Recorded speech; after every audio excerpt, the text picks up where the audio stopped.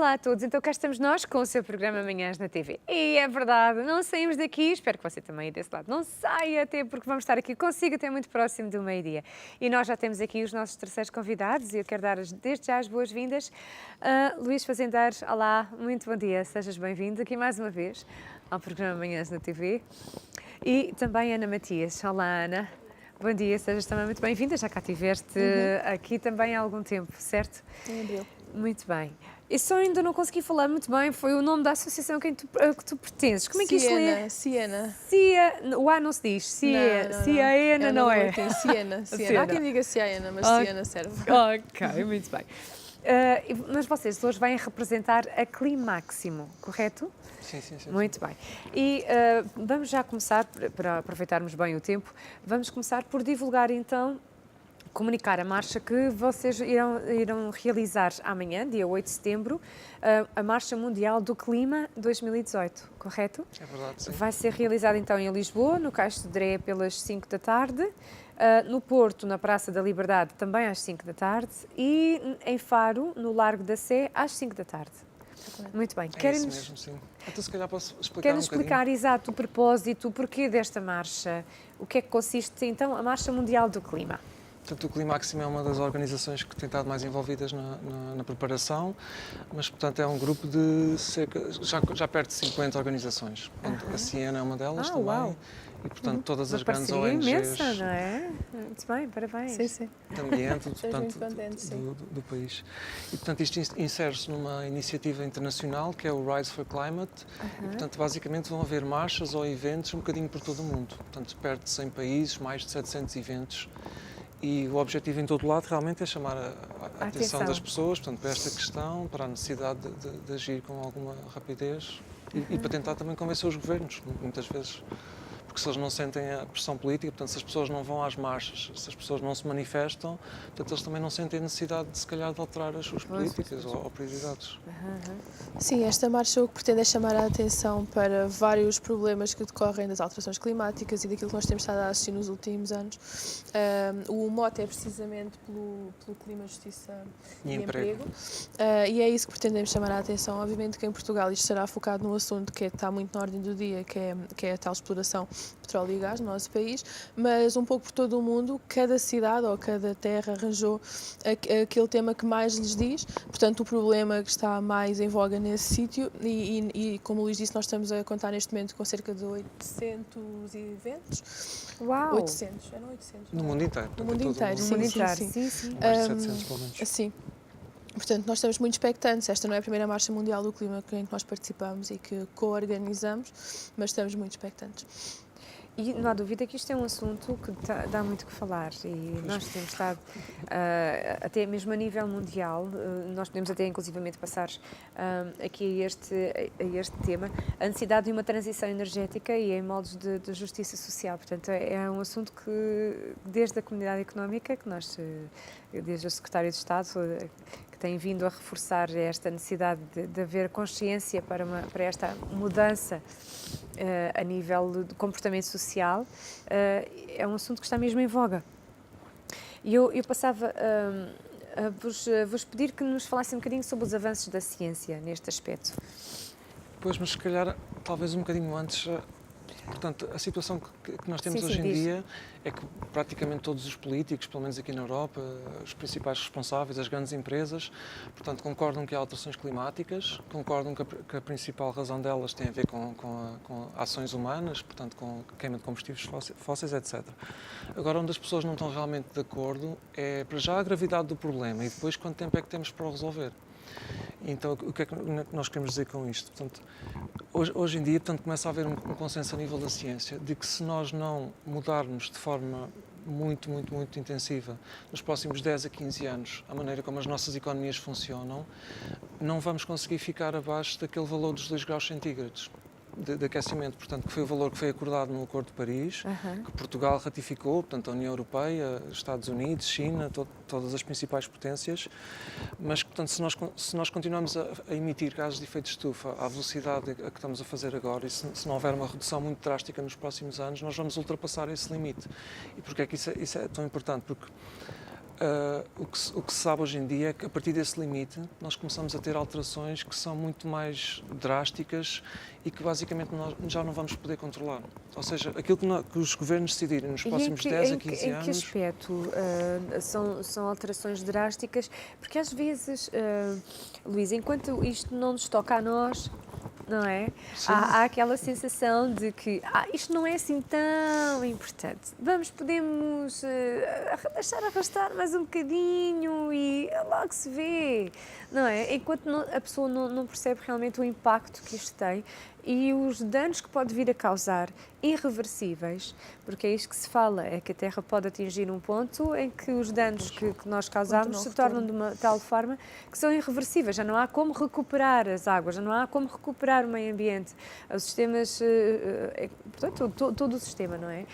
E, Luís, em que aspectos é que nós poderemos ser tão prejudicados no nosso estilo de vida e no nosso cotidiano que sejam assim, tipo, irreversíveis mesmo, para chocar lá em casa, para quem estiver lá em casa, ou para quem seja dono de uma empresa, ou mesmo para quem não perceba nada destes assuntos, mas que perceba a necessidade de que existe, que é tão urgente nós tomarmos uma posição como cidadãos. Nem que partimos daí, não é? Porquê é que se fala tanto das alterações climáticas? Porquê é que é tão importante baixarmos esses níveis e agirmos agora? Porque essas alterações vão provocar o quê, caso elas aconteçam? Por exemplo, olhando só para o exemplo de Portugal, nós tivemos já a questão dos incêndios. Aquilo que, por exemplo, que nós vimos o ano passado e que aconteceu o ano passado, provavelmente não teria acontecido se não tivéssemos já a ver, portanto, subida da temperatura e perturbações grandes das condições atmosféricas. E, portanto, nós estamos a ver isto com apenas 1 grau centígrado de aumento, que foi aquilo que aconteceu até agora, portanto, desde a Revolução Industrial, portanto, quando começámos a queimar muitos combustíveis fósseis. Quando nós chegamos aos 2 graus centígrados, o que nós vimos o ano passado poderá ser, por exemplo, um bom ano para Portugal. Poderá ser um ano com poucos incêndios ou com o que nós chamámos o ano passado um ano de seca. Daqui a 20, 30 anos poderá ser um ano melhor do que normal em termos de precipitação. Ou seja, nós vamos ter, portanto, aquilo que se prevê através de projeções científicas, etc., é baixas muito drásticas da precipitação em Portugal durante os meses de primavera e verão. No inverno até pode aumentar ligeiramente. Agora, este tipo de condições vai prejudicar gravemente a agricultura, portanto, vai ter impactos económicos muito fortes, poderá levar à desertificação de uma grande área de Portugal, portanto, toda a parte do interior, portanto, o Algarve, o Alentejo, são regiões que nós temos que lutar para que elas se mantenham habitáveis. Temos devido às secas. Devido às secas, ao aumento das temperaturas. Temos a questão da subida do nível médio das águas, portanto, que também vai afetar Portugal, sendo um país principalmente costeiro. Não é? Assim como um território muito reduzido também, não é? Obviamente que um país com um território tão reduzido como o nosso será mais rapidamente afetado quando nós sabemos que 75% da população humana está baseada a menos de 100 km da costa. Portanto, nós estamos a falar de 75% da população humana que será afetada de forma direta ou indireta. E em Portugal é muito visível, cidades como Aveiro, portanto, Lisboa está bem. Tudo o que for abaixo do nível médio, não é? Das águas do mar será afetado muito diretamente. Isto tem a ver diretamente com o descongelamento das calotas polares, não é? É por aí que irá aumentar o nível médio das águas do mar. E nós estamos particularmente vulneráveis a isso. Penso que na Europa, Portugal, a Península Ibérica, no geral, está bastante vulnerável a isso. Estamos a falar dos países insulares, que também serão afetados. Os países que têm uma área mais pequena estarão sempre afetados.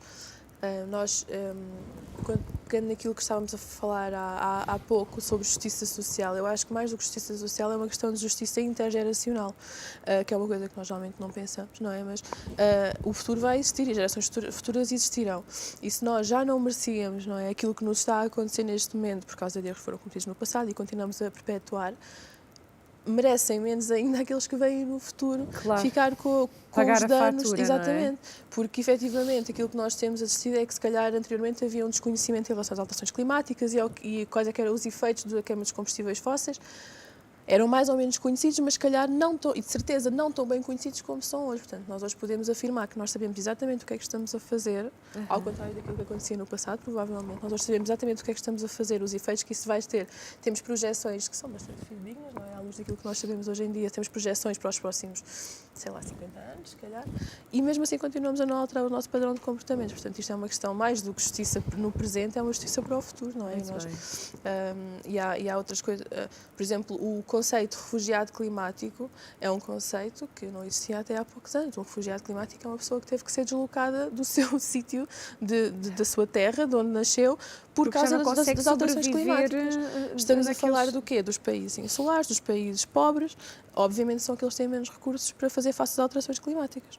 E não é justo. Acima de tudo, não é justo. Portanto, é uma justiça a vários níveis. Injustiça, neste caso. Por exemplo, a própria chamada crise de refugiados, que no fundo não é assim uma crise tão grande como isso, mas os fluxos migratórios que nós estamos a ver, portanto, grande parte das pessoas vem de países que sabemos que estão em guerra, mas muitas vezes antes da guerra já houve anos de seca prolongada, o que aconteceu, por exemplo, na Síria. Portanto, eles tiveram 4 anos onde o país experienciou a sua maior seca de sempre. Portanto, isso leva à quebra da produção de produtos agrícolas, leva a conflitos sociais. Houve uma imigração gigantesca das pessoas do campo para a cidade, porque não tinham comida no campo, não estavam a conseguir sobreviver. Setor primário, acima de tudo. E só um pouco depois é que surgiu então a questão das pessoas começarem a manifestar, etc. E, entretanto, caímos no regime da guerra civil. Assim. Mas, portanto, muitas das coisas que nós estamos a ver a nível mundial, onde vemos conflitos armados, etc., em grande parte dos casos, as alterações climáticas já estão a ter efeito ali. Portanto, não é uma coisa de pensar no futuro, etc. Pois, já exato. está a acontecer. Não é um impacto que irá acontecer, já está a acontecer atualmente. O que nós queremos simplesmente é tentar evitar que piore muito mais, pronto, ou que chegue a níveis incontornáveis. E também se prevê que os fenómenos climáticos extremos sejam cada vez mais frequentes, mas isso nós já sabemos há uns anos, não é? Portanto, os fenómenos climáticos extremos que agora acontecem... Os extremos, muito calor e Sim, muito frio. Muito calor, muito frio. Estamos a falar de ciclones, dos tufões, essas coisas, desse tipo de fenómenos que são extremos, obviamente, e que têm uma periodicidade que até agora era uma e que a partir de agora, ou a partir do momento em que nós chegamos ao tal ponto de não retorno, será outra e será comum, talvez comum. E nós vemos os efeitos que isso tem para as populações. Claro, é devastador. As pessoas ficam sem casa, sem mortes, não é? Claro. Então, estes novos projetos que vocês também estão envolvidos, aqui, por exemplo, o desenvolvimento das políticas e estratégias em todo o mundo. Nós sabemos que é algo que está a acontecer e se fala abertamente e incentiva-se de uma forma geral que todos os países cooperem nesta mudança. E vocês têm também um projeto, uma campanha, que é Empregos para o Clima, onde fala sobre justiça social e climática. Querem-nos falar um bocadinho acerca desta campanha? Posso, assim, tentando explicar muito brevemente, eu trouxe até também um pequeno folheto depois que queria oferecer no final. Se quiseres. Sim. Ok. Obrigada. As pessoas podem consultar também online. Portanto, Empregos para o Clima. O site é www.empregos-horizontalclima.pt. Ok. Então, qual é a ideia por trás? Portanto, nós temos todas estas consequências negativas das alterações climáticas e que devemos evitar a todo custo. Agora, a boa notícia também é que se os governos agirem realmente a tempo e se fizerem as transformações que são necessárias, e aqui, portanto, é muito importante explicar, e esta é uma das razões também do Climáximo ter surgido, é que as pessoas que estão em casa muitas vezes ouvem esta discussão e pensam, pronto, já sei, se calhar devia andar mais de bicicleta, tenho que ter cuidado com não usar tanto o carro, etc. Essas medidas são importantes, mas não vai ser isso que vai resolver esta crise que nós estamos aqui a falar. Portanto, nós precisamos de políticas públicas e, nomeadamente, em termos de energia renovável, da rede de transportes públicos, de eficiência energética e, portanto, são projetos de larga escala, basicamente. Muito bem.